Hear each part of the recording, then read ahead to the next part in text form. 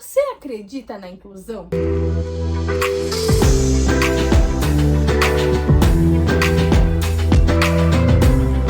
Olá, meu nome é Beatriz Bel, sou terapeuta ocupacional. E antes de começarmos a falar um pouco sobre a inclusão, será que ela existe ou não? Será que a gente pode acreditar nessa inclusão? Acho que é importante nós definirmos aqui o que é a inclusão. A inclusão nada mais é do que criar ambientes, sejam eles sociais, profissionais, educacionais, que sejam acolhedores, acessíveis e adaptados à necessidade individual da pessoa com deficiência ou com algum transtorno do neurodesenvolvimento. E aqui eu quero chamar a atenção para a palavrinha individuais, necessidades individuais. Por que é tão importante pensarmos nessa palavra? Porque quando nós falamos muitas vezes de adaptar ambientes, de inclusão, a gente pensa nessas questões de uma forma coletiva. Então, por exemplo, a gente vai lá e coloca uma rampa de acesso, a gente coloca um elevador, pensando em modificações ambientais. E isso é essencial. De forma alguma estou dizendo que não tem o seu valor essas adaptações ambientais. No entanto, cada criança, cada indivíduo, ele é único. E isso não basta para tornar um ambiente acessível. Então a gente pode ter a rampa, desde que a rampa seja adaptada de acordo com as normas, para que tenha a angulação certa, para que a cadeira não fique pesada, inclinada, preservando o direito de autonomia da pessoa. O elevador com carga que dê o suficiente para que caiba ali uma cadeira de rodas, os seus cuidadores. Então a gente precisa sim de mudanças, barras de apoio, sinalizadores em braille para os pacientes com deficiência visual, enfim. Essas mudanças ambientais, elas são muito importantes, mas elas acabam sendo modificadas e adaptadas muitas vezes de uma forma coletiva. E isso não é ruim, mas isso não faz com que o ambiente se torne acessível. Não é só isso que define a acessibilidade. E a acessibilidade, ela é fundamental para a inclusão. Então, pensando em um ambiente escolar em que as crianças estão inseridos, é muito legal, sim, que tenha rampa, que tenha as barras de apoio, que tenha a sinalização, que tenha o elevador, se possível, mas quando a gente fala, por exemplo, da adaptação da carteira, aquela mesa que é vazada, a gente precisa,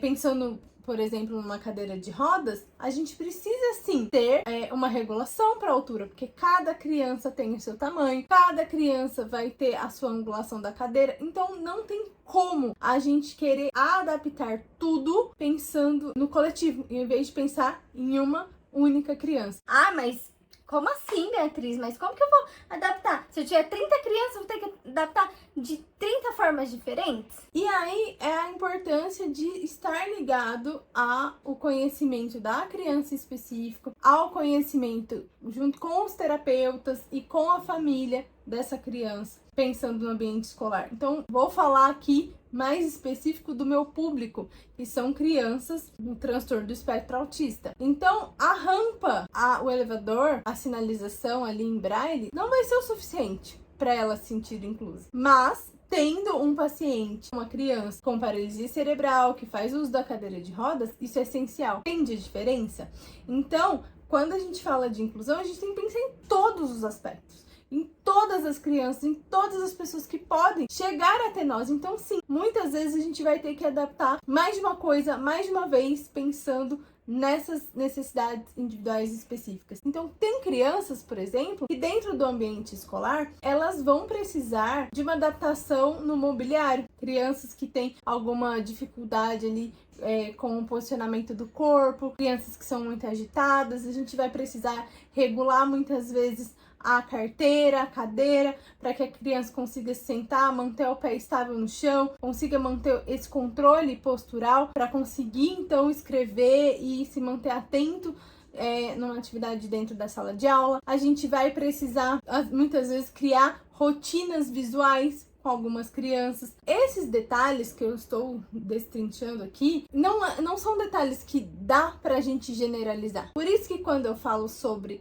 família, equipe, escola, todo mundo tem que estar alinhado para a gente saber a necessidade específica. E sim, às vezes a necessidade daquela criança vai também ajudar uma outra criança. Mas a gente só consegue incluir de verdade quando a gente olha para essas necessidades individuais. Por que eu falo isso? Porque é muito comum a gente vamos pensar agora em atividades que sejam ali pedagógicas dentro da escola. Estou usando o ambiente da escola também para falar, porque geralmente é onde a inclusão acontece aí nessa fase da criança. Quando a gente vai passar uma atividade para criança, e isso já aconteceu com pacientes meus, o professor passa ali a atividade para a sala de aula. E aí uma criança nível 1 de suporte, ela tem dificuldade com a escrita e ela entra em fadiga quando escreve por muito tempo. Aí, ao invés de adaptar a atividade para fazer uma chamada oral sobre aquele trabalho, para fazer uma apresentação através do computador, usar a tecnologia ali ao favor daquela criança, a professora simplesmente fala que a criança não precisa fazer. E isso não é incluir. Você facilitar no sentido de tirar a criança da necessidade de cumprir aquela obrigação que ela tem, você não está incluindo. A inclusão é justamente adaptar, facilitar sim, mas para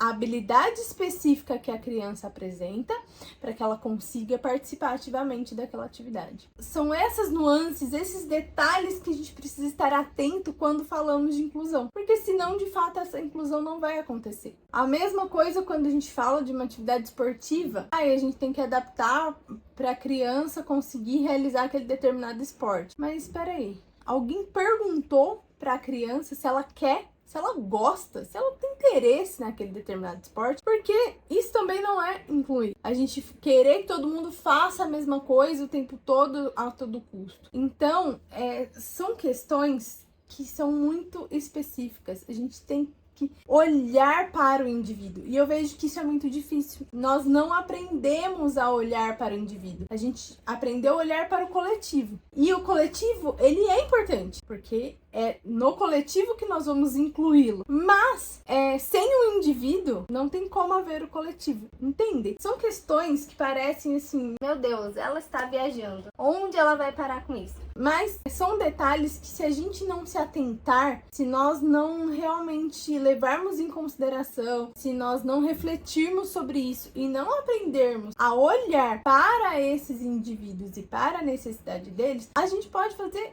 a coisa mais mirabolante do mundo. Nós não estaremos incluindo de fato. É conseguir ouvir aquela pessoa que está ali, oferecer, por exemplo, fones de ouvido para a pessoa que tem dificuldade com barulho, diminuir a luminosidade muitas vezes, quando necessário, em alguns determinados ambientes, colocar menos estímulos visuais dentro de um ambiente. Então, nós podemos sim adaptar o ambiente, mas pensando em questões individuais. Então, incluir vai muito além de fazer uma sala para autistas dentro de um estádio de futebol, por exemplo, ou fazer um shopping, um supermercado específico para autistas. Importante que tenha, sim, mas é importante que dentro dos ambientes comuns, essa inclusão também possa acontecer. E como que vai incluir tantas pessoas dentro de um ambiente? Ouvindo, entendendo a necessidade daquela pessoa. Ela é um cliente como qualquer outro, e se ela tem uma necessidade específica, se ela tem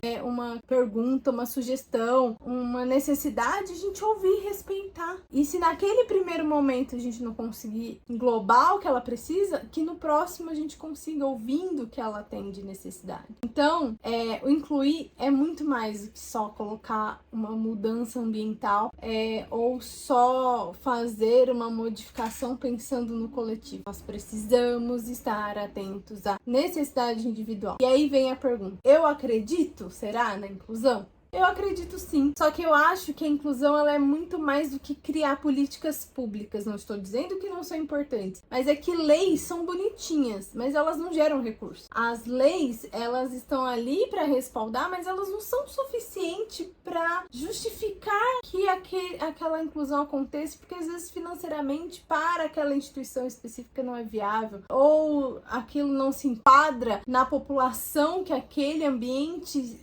atende. Por isso que eu volto a falar a importância do olhar para as necessidades individuais. E eu acredito que a inclusão é muito mais isso, é muito mais a gente ouvir o nosso público, ouvir os nossos amigos, parentes, vivem aquela situação para que a gente consiga olhar para ele e conseguir inseri-lo ali dentro daquele ambiente que é necessário para ele naquele momento. E vocês, me contem aqui nos comentários, você acredita em inclusão? Já teve alguma experiência em que se sentiu incluído ou não? Contem aqui nos comentários. E se você gostou desse vídeo e acredita que essa discussão pode ajudar mais alguém, não esqueça de compartilhar. Deixe aqui o seu like também, os comentários. Se inscreva no canal para receber as notificações dos próximos vídeos e até mais!